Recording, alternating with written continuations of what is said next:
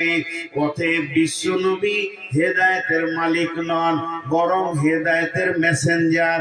তিনি পৌঁছিয়ে দেবেন, তিনি আপনার আমার কাছে পৌঁছিয়ে দেবেন। আর আমরা হেদায়েত পাবো না পাবো, এটা আল্লাহর কুদরতি ক্ষমতা। আল্লাহ ক্লিয়ার বলে দিলেন, ইন্নাকা লা তাহদি মান আহবাবতা ওয়ালাকিন্নাল্লাহ ইয়াহদি মান ইয়াশা।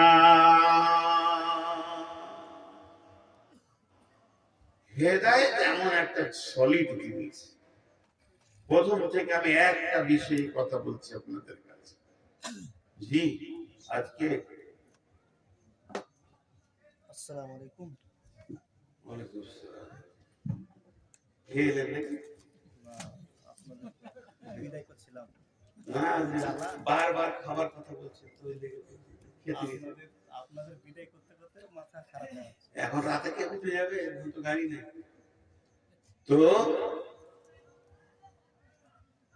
হেদায়েত এমন একটা জিনিস।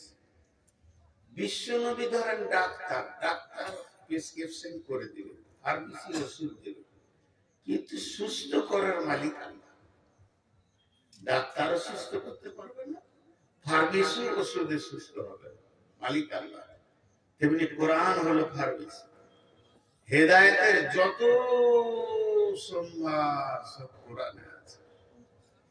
আল্লাহ তাবারক ওয়া তাআলা বলেন, হেদায়েত কে পাবে? দেখেন, আবু তালিব রসুলকে এত ভালোবেসে ছায়া করে হেদায়েত পেল না, আর হেদায়েত পেয়ে গেল কে? হিন্দা। রসুলের চাচার কলিয়া চাপিয়ে মেয়েটা হেদায়েত পেয়ে গেল। হেদায়েত একটা আশ্চর্য জিনিস। এই জন্য আল্লাহর কাছে বারবার কাঁদতে হবে, ইহদিনাস সিরাতাল মুস্তাকিম, ইহদিনাস সিরাতাল মুস্তাকিম। আমি আপনাদের কাছে একটা 3টি আয়াত পড়েছি। আগে একটা উদাহরণ দিব, যে আয়াতগুলো বলতে শুরু করব। বেশি সময় আর নেব না, উঠিয়ে না। একজন উঠছে, মনে মনে ভাবছে, তোর হুঁশ নাই কি আমাদের নাই? আজ কত তারিখ? হ্যাঁ,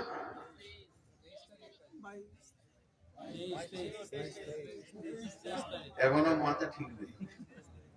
কেউ বলছে 22, কেউ বলছে 23, বলছে মৌলবীদের ভিতরে কেন অত মতান্তর হয়? এই 23 তারিখ। আজকে আমার জালসা আছে উমরাপুর, শাহজাদপুর, ধুলিয়ান। এখানে বোকাটা ঠিক হবে না, তাও খালি চালিয়ে দিই, একটু ধৈর্য ধরে।